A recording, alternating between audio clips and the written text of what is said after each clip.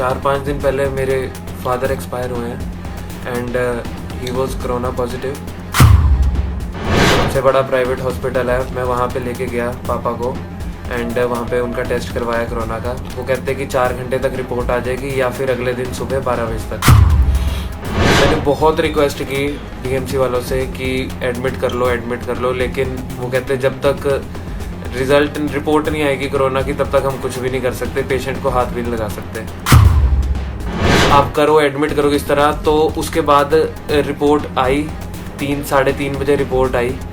बहुत कहने के बाद उन्होंने रिपोर्ट दी हमें, 3-3:30 बजे रिपोर्ट आई जिसके अंदर पापा को कोरोना पॉजिटिव निकला। लेकिन जैसे हमने कहा कि अब तो कोरोना पॉजिटिव आ गया, अब तो आइसोलेशन में शिफ्ट कर दो, ट्रीटमेंट शुरू करो, तो उन्होंने अपने हाथ खड़े कर दिए। कहते हमारे पास बेड नहीं है, हम आपको एडमिट नहीं करेंगे, आप गवर्नमेंट हॉस्पिटल ले जाओ। कहते अब मेरे से सांस ली ही नहीं जा रही। मैं एकदम से वहाँ पे रो पड़ा और मैं वहाँ पे बोल रहा था, चाचू को बुलाया मैंने, वहाँ पे मेरे साथ थे मेरे चाचू, मेरे ताया। मैंने उनको कहा, मैं कब पापा से नहीं बोला जा रहा, मैं कहा प्लीज़ जल्दी से कुछ करो। एट द एंड डीएमसी वालों ने हमें नहीं एंट्री दी वहाँ पे, ना एडमिट किया।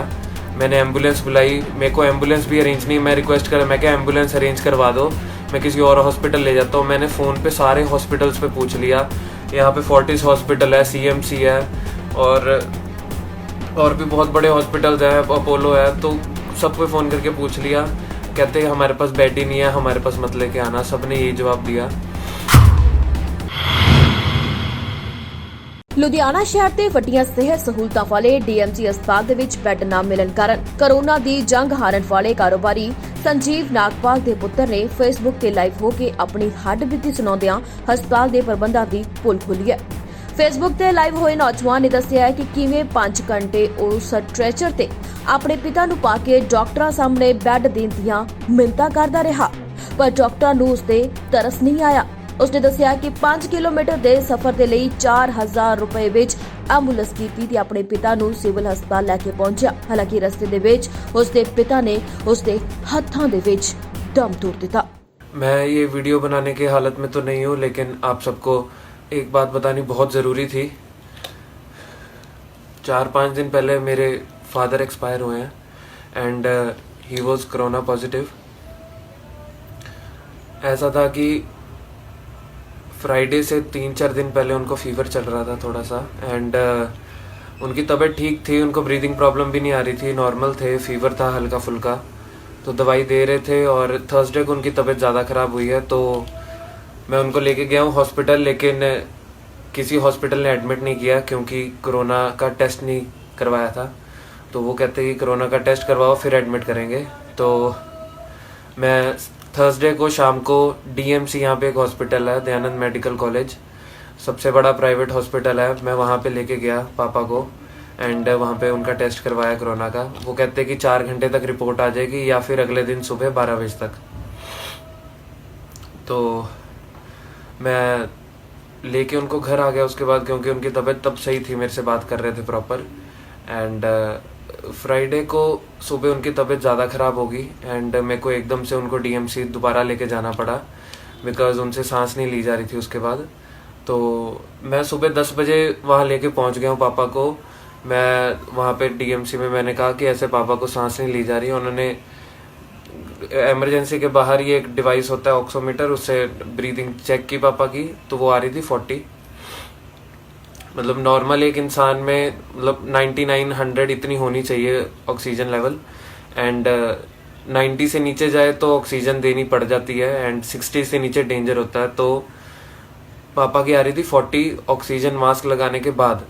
मैंने बहुत रिक्वेस्ट करने के बाद उन्होंने मेरे से ऑक्सीजन मास्क परचेज़ करवाया एंड इमरजेंसी के बाहर ही स्ट्रेचर के ऊपर पापा को वहाँ पे उन्होंने लेटा दिया एंड वहाँ पे उनको मास्क ऑक्सीजन का लगा दिया एंड तब भी उनको ऑक्सीजन आ रही थी सिर्फ 40। मैंने बहुत रिक्वेस्ट की डीएमसी वालों से कि एडमिट कर लो, लेकिन वो कहते जब तक रिपोर्ट नहीं आएगी कोरोना की तब तक हम कुछ भी नहीं कर सकते, पेशेंट को हाथ भी नहीं लगा सकते।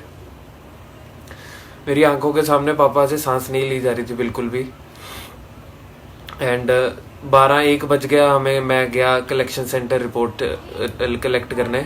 वो कहते हैं कि रिपोर्ट अभी नहीं आएगी, 5 बजे आएगी। और तो मैं वहाँ पे गया, मैंने कहा रिपोर्ट बहुत लेट आ रही है। मैंने फिर रिक्वेस्ट की वहाँ पे ऑन ड्यूटी जो डॉक्टर्स थे सबको, नर्स को रिक्वेस्ट की कि प्लीज़ आप तब तक ट्रीटमेंट तो, फर्स्ट एड ट्रीटमेंट तो शुरू करो, ड्रिप लगा दो, कम से कम कुछ तो कर दो। लेकिन किसी ने कोई जवाब नहीं दिया वहाँ पे। फिर उसके बाद थोड़ी देर बाद मैं दोबारा गया वहाँ पे 1-2 बजे। मैंने कहा अब तो दे दो रिपोर्ट। तो वो कहते हैं कि अब 8 बजे आएगी, और बिना उसके रिपोर्ट के वो लोग एडमिट भी नहीं कर रहे थे पापा को।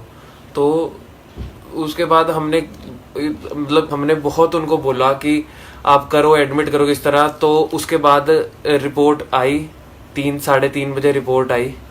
बहुत कहने के बाद उन्होंने रिपोर्ट दी हमें, 3-3:30 बजे रिपोर्ट आई, जिसके अंदर पापा को कोरोना पॉजिटिव निकला। लेकिन जैसे हमने कहा कि अब तो कोरोना पॉजिटिव आ गया, अब तो आइसोलेशन में शिफ्ट कर दो, ट्रीटमेंट शुरू करो, तो उन्होंने अपने हाथ खड़े कर दिए। कहते हमारे पास बेड नहीं है, हम आपको एडमिट नहीं करेंगे, आप गवर्नमेंट हॉस्पिटल ले जाओ। मेरी आंखों के सामने पापा मेरे को बुला के कहते मेरे को सांस नहीं आ रही, कहते मेरे को प्रॉब्लम हो रही है सांस आने में। मैं उनको ये कह रहा था, मैं कहा मेरे को पता है पापा नहीं आ रही। मैं इतना रिक्वेस्ट किया वहाँ पे, लेकिन किसी ने मेरी बात नहीं सुनी। और 4-4:30 बजे जब पापा की तबीयत बहुत ज़्यादा ख़राब हो गई, पापा ने मेरे को बुलाया। मेरे को कहते अब मेरे से सांस ली ही नहीं जा रही। मैं एकदम से वहाँ पे रो पड़ा, और मैं वहाँ पे बोल रहा था। चाचू को बुलाया मैंने, वहाँ पे मेरे साथ थे मेरे चाचू, मेरे ताया। मैंने उनको कहा, मैं कब पापा से नहीं बोला जा रहा, मैं कहा प्लीज़ जल्दी से कुछ करो। एट द एंड डीएमसी वालों ने हमें नहीं एंट्री दी वहाँ पे, ना एडमिट किया। मैंने एम्बुलेंस बुलाई, मेरे को एम्बुलेंस भी अरेंज नहीं। मैं रिक्वेस्ट करा, मैं क्या एम्बुलेंस अरेंज करवा दो, मैं किसी और हॉस्पिटल ले जाता हूँ। मैंने फ़ोन पे सारे हॉस्पिटल्स पे पूछ लिया। यहाँ पे फोर्टिस हॉस्पिटल है, सीएमसी है, और भी बहुत बड़े हॉस्पिटल्स हैं, अपोलो है। तो सब पे फ़ोन करके पूछ लिया। कहते हमारे पास बेड ही नहीं है, हमारे पास मत लेके आना। सब ने यही जवाब दिया। मुझे पता वहाँ पे मेरी क्या हालत थी। और मैं एम्बुलेंस भी मैंने अपने फ़ोन से बुक करवाई। एम्बुलेंस प्राइवेट एम्बुलेंस थी, डीएमसी से सिविल हॉस्पिटल लेके जाना था, गवर्नमेंट हॉस्पिटल। 15 से 20 मिनट का रास्ता होगा, उसके लिए उसने 4,000 मांगा। हमने कहा दिए यार तुम। हमने एम्बुलेंस बुलाई, ऑक्सीजन वाली एम्बुलेंस थी पापा को। उसमें मैंने खुद ही, किसी डॉक्टर ने हाथ नहीं लगाया, मैंने खुद ही उठा के पापा को एम्बुलेंस में डाला। एंड वहाँ लेके जा रहे थे, तो सिविल हॉस्पिटल पहुँचते ही, अभी इलाज शुरू भी नहीं हुआ था, तो वहीं एम्बुलेंस में ही पापा एक्सपायर हो गए। और सब इतना पैसा होने के बावजूद भी पापा ने सारी उम्र कमाया है, हमारे लिए कमाया है, एंड हम उनका ट्रीटमेंट तक नहीं करा पाए।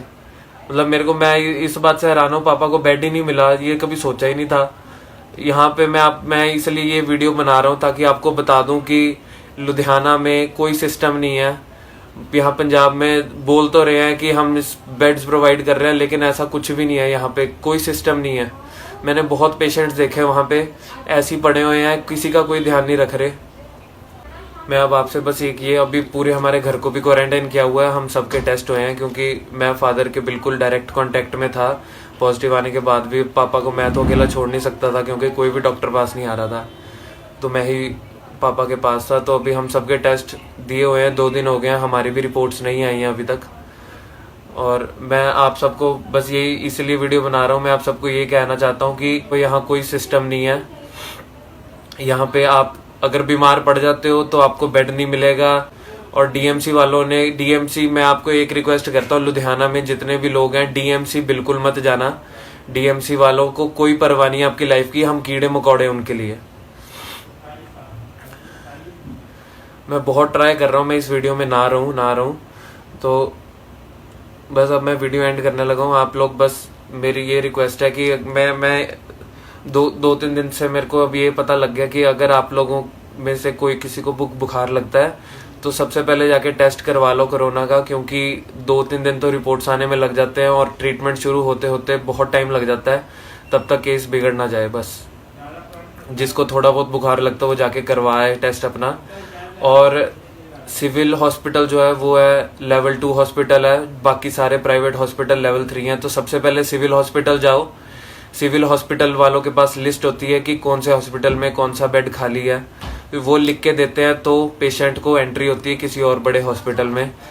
तो ये सिस्टम किसी को नहीं पता, ना कोई अवेयर कर रहा है, तो आप लोग रश कर सकते हो सबसे पहले सिविल हॉस्पिटल। मशीनरी वहाँ पे नहीं है, वेंटिलेटर वहाँ पे नहीं है मेरे को पता है, लेकिन आप लोग अगर पैसा है, अप्रोच है, तो आप लोग सिविल हॉस्पिटल में से लिखवा सकते हो कि किसी बड़े हॉस्पिटल रिकमेंड कर दें, तो फिर वो भेज देते हैं। बाकी जितना आप लोग प्रिकॉशन ले सकते हो, ये कोरोना कोई मजाक नहीं है, अब तो हमारे साथ ही बीत गई ये चीज़। ਇਸ ਵੀਡੀਓ ਦੇ ਜ਼ਰੀਏ ਪ੍ਰਣਵ ਨਾਗਪਾਲ ਨੇ ਪ੍ਰਸ਼ਾਸਨ ਤੇ ਸਰਕਾਰ ਨੂੰ ਅਪੀਲ ਕੀਤੀ ਹੈ ਕਿ ਪ੍ਰਾਈਵੇਟ ਹਸਪਤਾਲਾਂ ਦੇ ਵਿੱਚ ਗੰਭੀਰ ਮਰੀਜ਼ਾਂ ਦੇ ਲਈ ਬੈੱਡਾਂ ਦਾ ਇੰਤਜ਼ਾਮ ਕੀਤਾ ਜਾਵੇ।